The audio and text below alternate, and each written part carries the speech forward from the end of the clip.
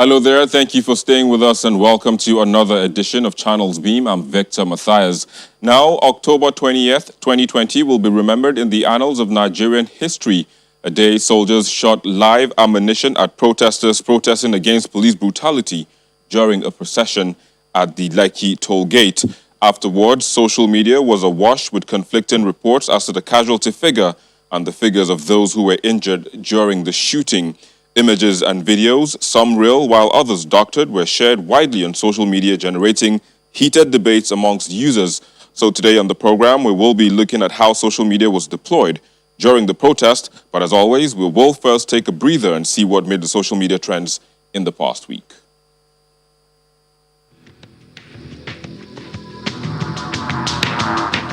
Nigerians, both old and young, ransacked government-owned storage facilities where COVID-19 palliatives received by state governments were kept and looted the facilities.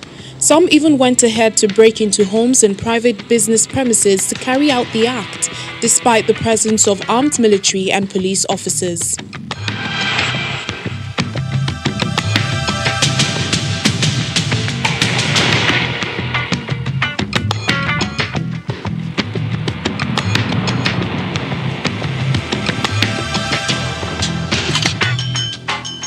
Days after bowing to public pressure and addressing Nigerians after the EndSARS protests began, Nigerians took their time out to express how they felt about President Muhammadu Buhari's broadcast.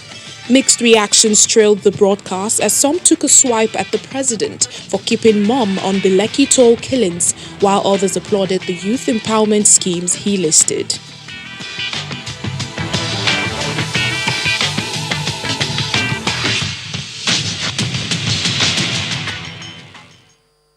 Well, there you go. Those were the trends in the past week, but you can be a part of the conversation from anywhere you are around the world. Just tweet at us, at Channels TV, at Channels Beam, at Victor_MBIDI. You can also use the hashtag Channels Beam. But joining us to look at today's program, we have right here with us in the Lagos studio, David Idagu. He is a public relations and communications consultant for African and African-focused organizations, brands, and tech companies. He is the Africa Regional Lead of New York-headquartered PR agency Seymour Media International PR and also the Provost of Public Relations Skills Academy. It's a pleasure to have you. Thanks for having me on the program today. Thank you. Of course, we also have joining us via Zoom from Abuja, Kolo Kenneth.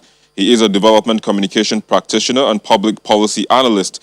He designs and implements programs that influence social behavior change. Kolo is currently supporting state governments in localizing the UN Security Council resolution on women, peace, and security agenda. It's a pleasure to have you on the program today, Kolo.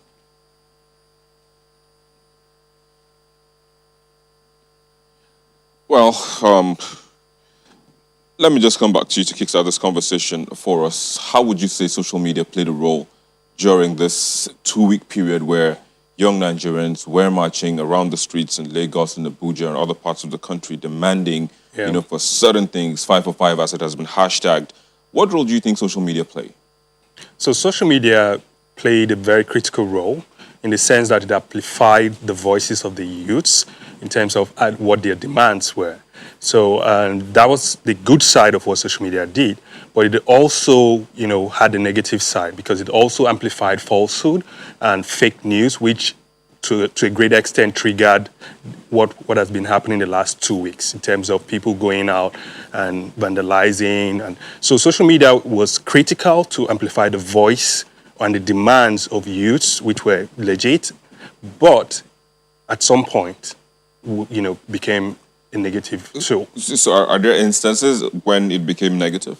Yes, there are a lot of instances, and I would particularly speak on the Lekki issue, what happened during the Lekki issue. So there are instances where people talk about, we are not certain what happened on that day. We know that on social media, you talk about people dying, there are shootings, but when you go on social media after that day, some of the people they said had been killed, came out to say, I'm alive.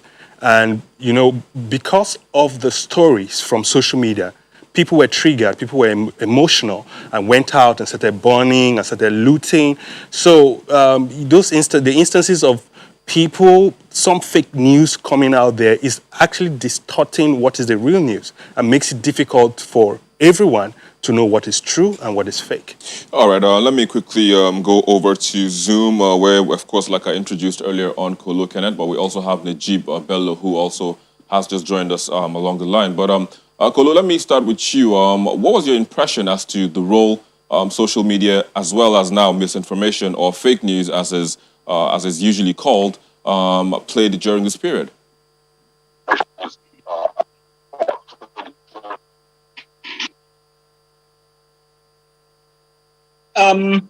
You have to agree with me that social media was used as a very effective tool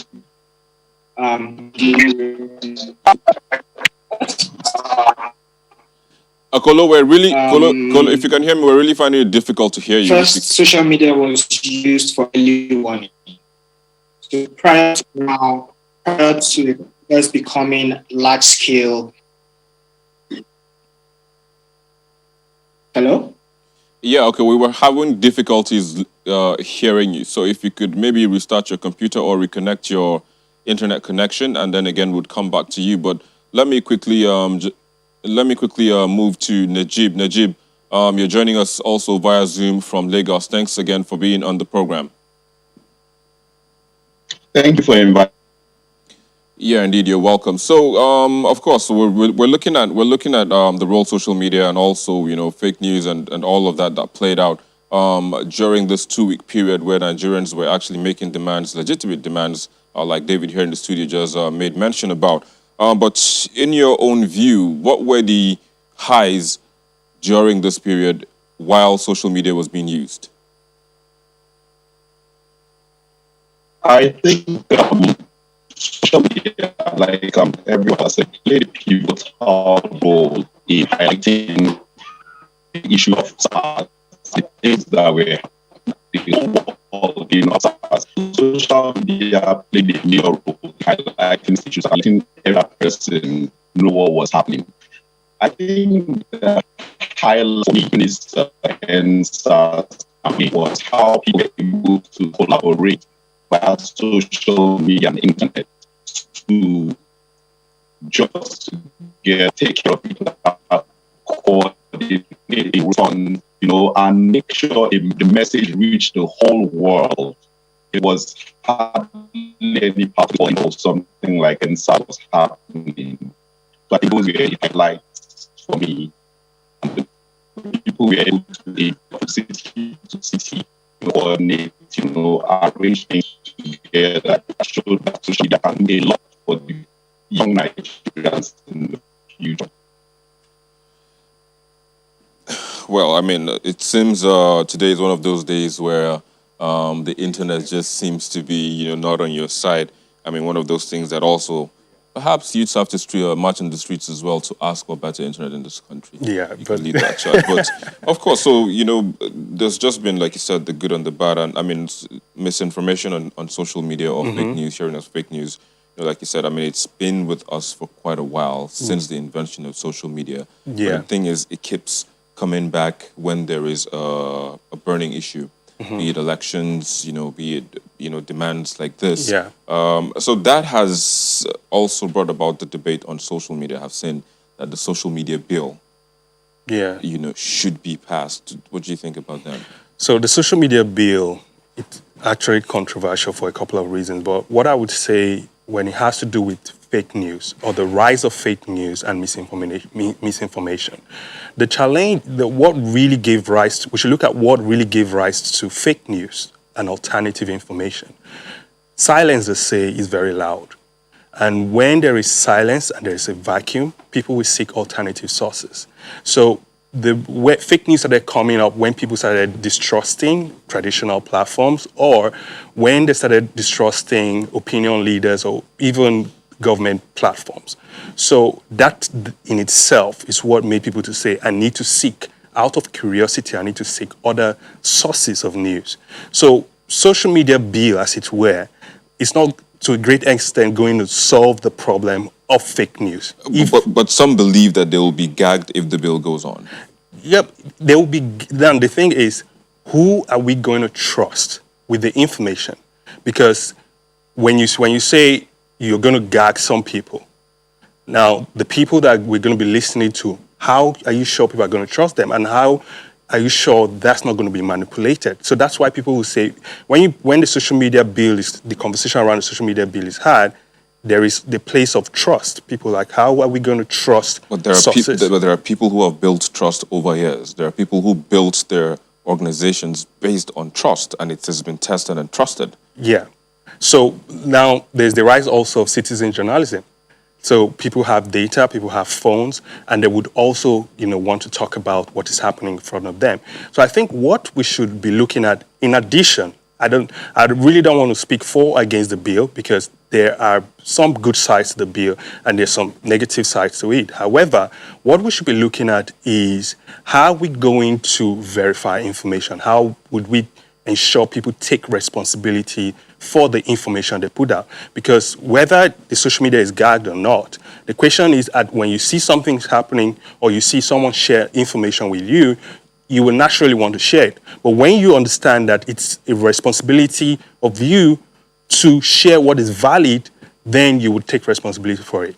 Again, when you also understand the negative impact of what you share could cause, because now we see what has happened in Lagos and across the country where hoodlums have destroyed properties, destroyed houses and all of that, that it also has the economic impact on the nation beyond the physical impact of what we are seeing.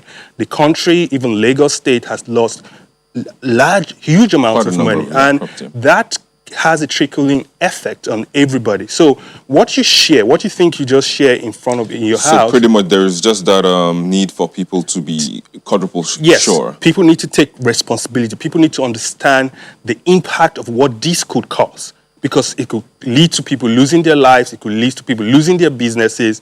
So in addition to the social media bill. All right, let me quickly go back to Zoom where we have Kolo Kenneth with us. Kolo, hopefully your internet is now going to be friendly enough for us to be able to hear you.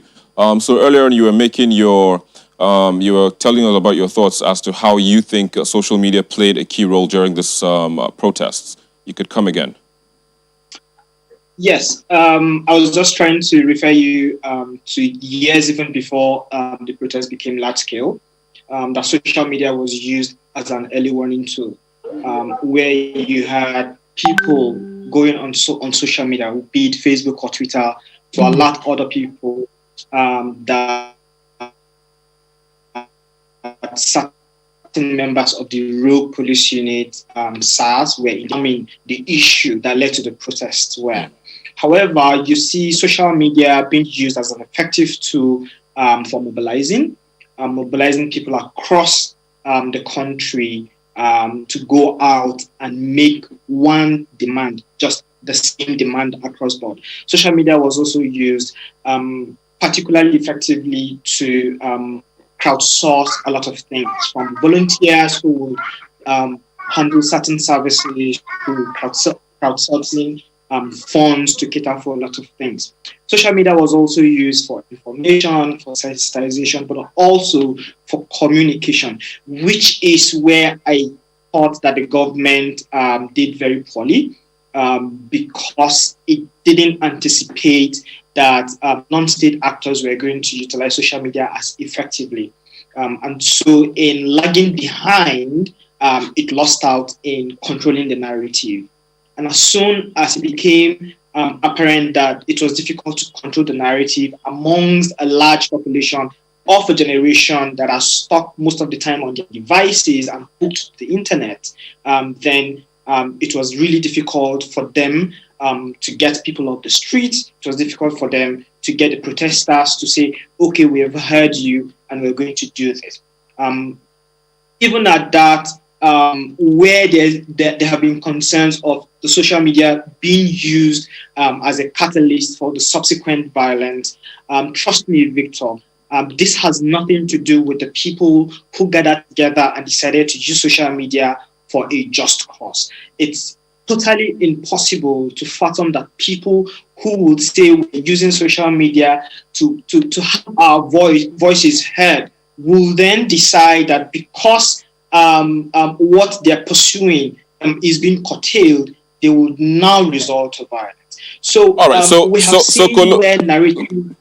Kolo, yes, it's good you were making mention of the narratives that were being used. So this time around, let me just hold you. We'll take a break, and when we come back, we'll look at narratives, of course, on social media, but on the other hand, which is misinformation as well as fake news. I'll come back to you just in a moment, but let's take a quick break, and we'll be back to continue with this conversation. Please stay with us.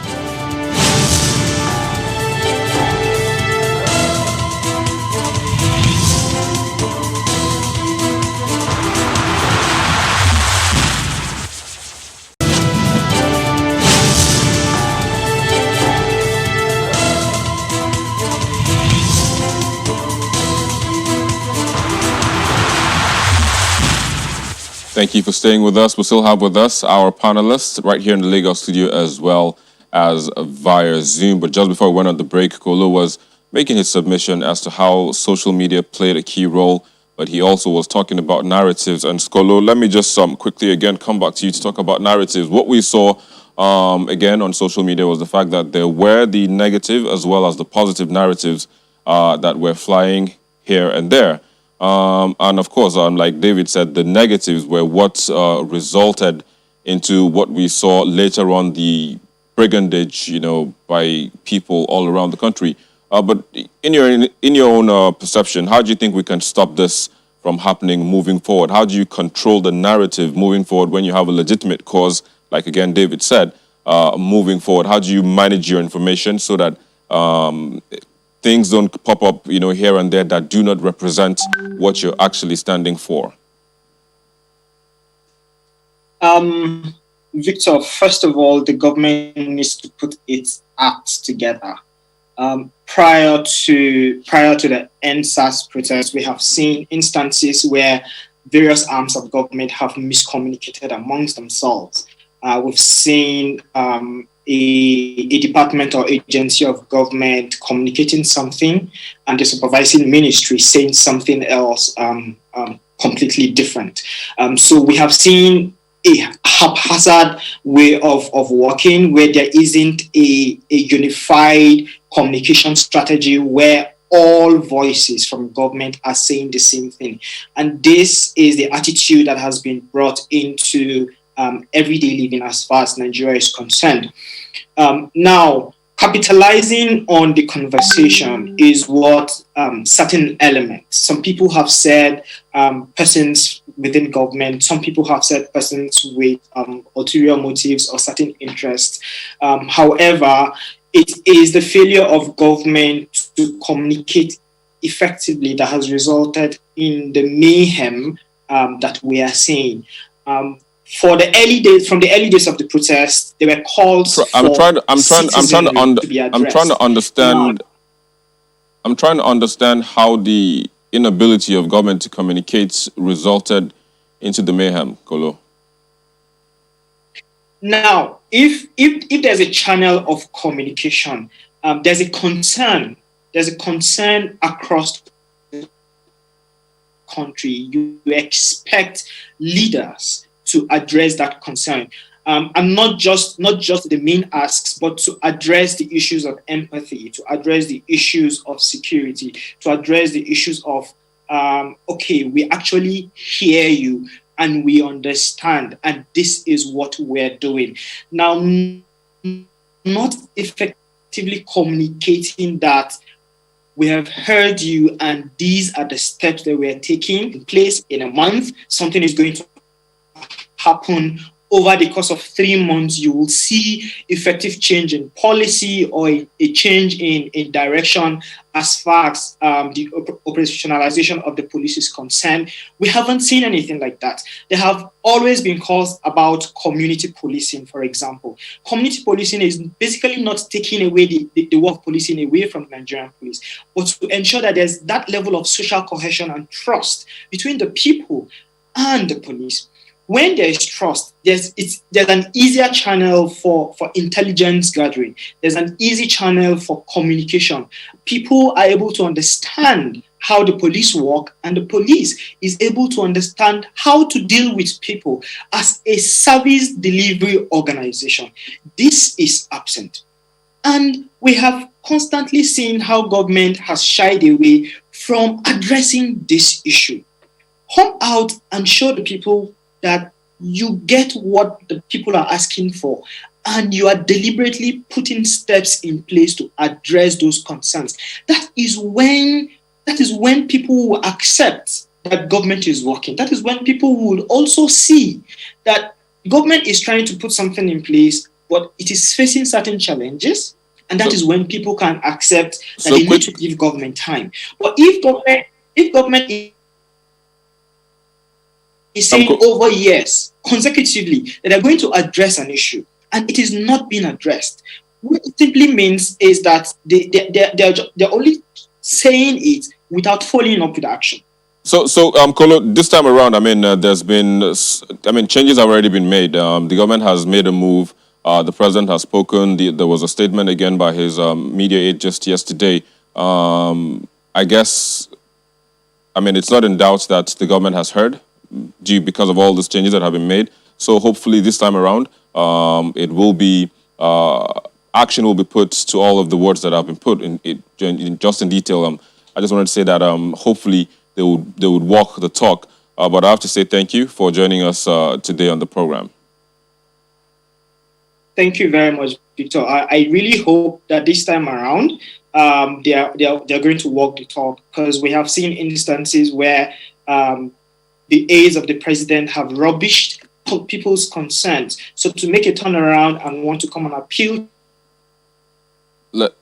Let's hope. Like I said, let's just hope they walk the talk this time around. Again, thanks for joining us, Kolo Kenneth, to join us via Zoom from Abuja. David, just in wrapping up, what do you think we can do moving forward to stop the spread of fake news, misinformation during periods like this? To Kolo's point, when he said the government and media platforms need to be proactive. When there's a vacuum and when there's silence, people will seek out of curiosity other alternative sources of information. Then, to his point again, there has to be the talk has to be backed by work. So it's a trust issue now in this case. People need to trust what the government is saying. People need to believe that these things are going to be done. And as it has to do with fake news and misinformation on an individual level, everybody needs to take responsibility, knowing that everything you put out there is not going to only give people wrong information, but might affect lives, properties, and when some full-blown crisis, which can in turn come back to personal responsibility generally. Very important. Thanks again, David, for joining us on the program. David Idagwu. Thank you. Again, and sharing your thoughts on this. Thanks for having me. Well, that's where we are. We'll take a look at the most viewed videos on our YouTube channel in the past week.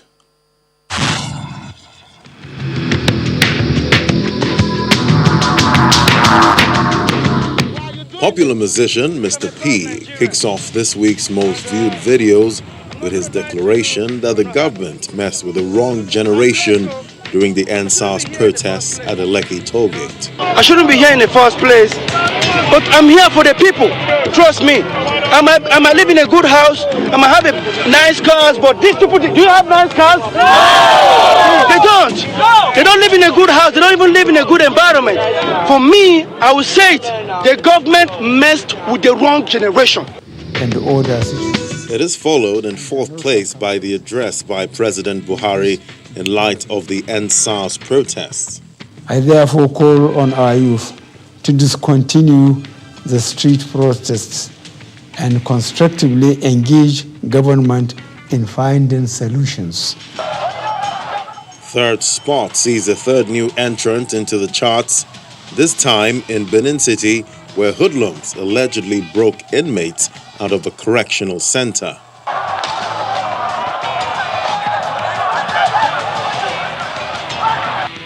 Another popular musician, Davido, also gets into the chart with his presentation of the demands of youth to the Inspector General of Police at the Force Headquarters.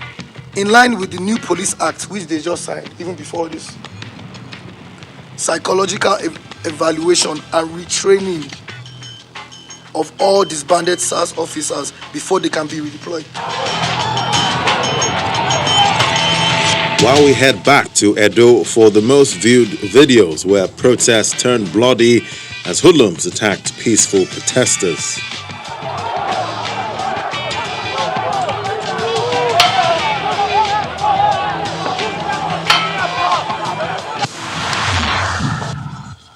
And there you go. Those were the most viewed videos on our YouTube channel in the past week. And also, that's where we wrap it up on the show today. Thank you so very much for watching. I'm Victor Matthias.